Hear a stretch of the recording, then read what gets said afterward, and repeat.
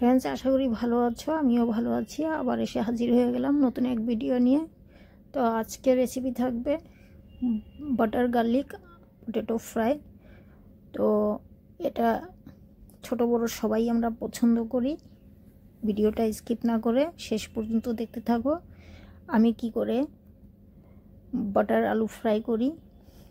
খুব অল্প সময়ের মধ্যে এটা হয়ে যায়। এটা ইভিনিং স্ন্যাক্স বা ব্রেকফাস্টেও রাখতে পারো। এটা এমনই মজাদার একটা রেসিপি। তো আমি এখানে হাফ কেজির একটু বেশি 800 গ্রামের মতো আলু নিয়েছি। আলুগুলো খুব ছোটও না বড়ও না, মিডিয়াম সাইজ। আলুগুলো আমি সেদ্ধ করে নিয়েছি। সেদ্ধ করার পর আমি 10 থেকে 15 মিনিটের জন্য ফ্রিজে রেখেছি। ফ্রিজে রাখার কারণটা বলে দিচ্ছি। যখন আমরা আলু সেদ্ধ করি, আলুগুলো ছেলার সময় ভেঙে যায় বা স্কিনের সঙ্গে আলুটা উঠে আসে, আর আলুটা দেখতে বাজে লাগে যখন ফ্রাই করি। ফ্রিজে রাখলে সেটা হয় না। আর এখানে আমি আলুগুলো ছিলে নেওয়া হয়ে গেছে, খুব ভালো ছেলা হয়েছে। একটা লোহার কড়াই বসিয়ে দিয়েছি। লোহার কড়াইতে আলুগুলো ফ্রাই করব। আমি দুবার করব ফ্রাই। প্রথম ফ্রাইটা হবে অল্প সামান্য বাটার দিয়ে। এই ফ্রাইটা করার মানে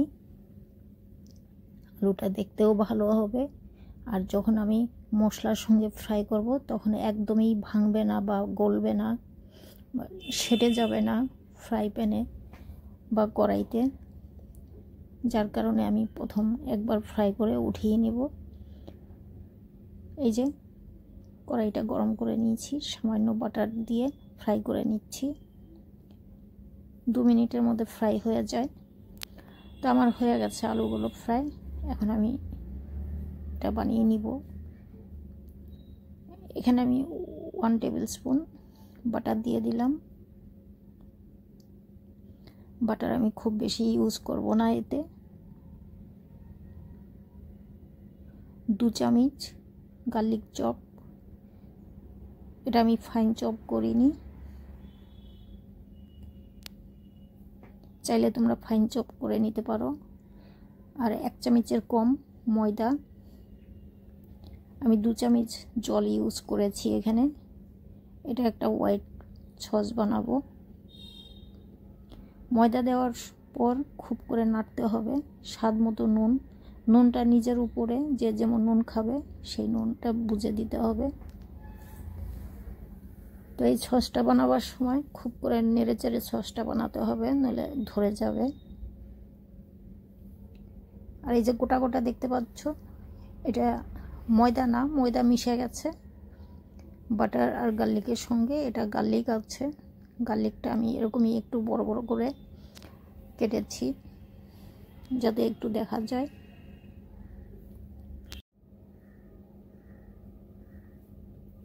তো সস আমার হয়ে এসেছে।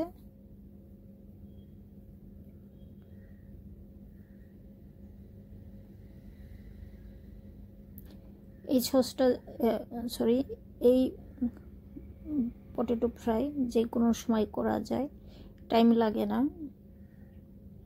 ভেজে রাখা আলুগুলো এখন দিয়ে দিচ্ছি। দিয়ে ভালো মতো করে মিশিয়ে নিতে হবে।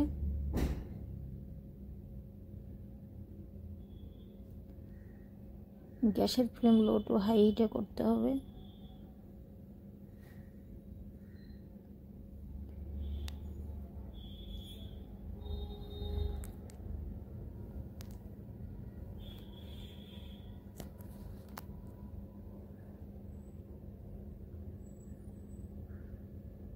এটা আমি চিলি ফ্লেক্স দিলাম।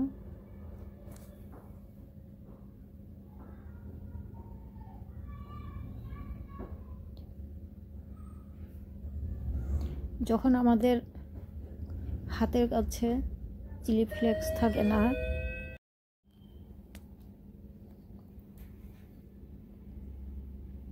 তো এখন চিলি দিয়ে দিচ্ছি। গ্রিন চিলি 1 চামচ দিলাম। নুন নিজের মতো করে দেবেন, যে যেমন নুন খাবে নিজের উপরে এটা। আর এই আলু ফ্রাই যখন তখন করা যায়। এটা খাওয়ার জন্য কোনো টাইমের দরকার পড়ে না, আর সেরকম টাইমও লাগে না এটা বানাতে।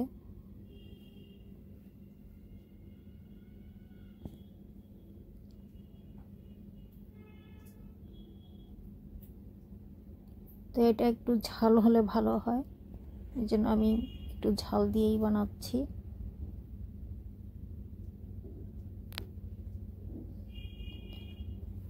খুব করে নাড়তে হচ্ছে, কারণ ফ্রাই প্যানে দিলে বা লোহার কড়াইতে নাড়তে হবে, নাহলে হোয়াইট সস দেওয়ার পরে নিচে ধরে যাবে।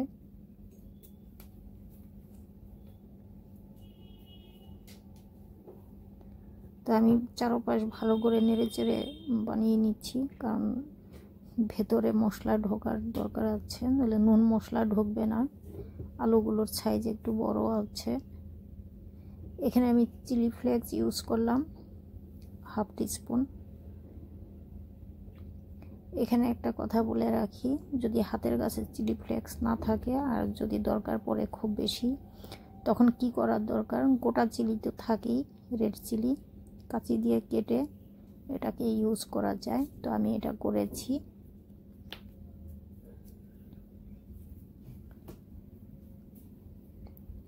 তো এটা তোমাদের জন্য একটা টিপস বলতে পারো।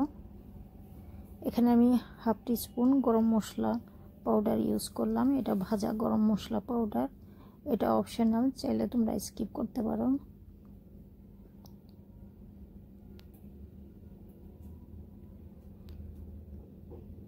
অনেকটাই হয়ে এসেছে, এখন সব শেষে আমি ফ্রেশ ধনেপাতা ইউজ করলাম। ধনেপাতাটা একটু বেশিই দিলাম দেখতে ভালো লাগার জন্য, ফ্লেভারও ভালো পাওয়া যাবে।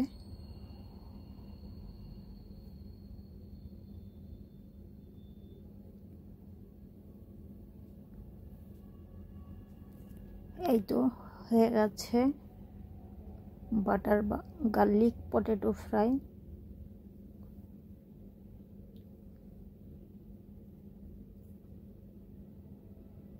তো এটা পরোটা বা রুটি ভাতের সঙ্গেও খাওয়া যেতে পারে।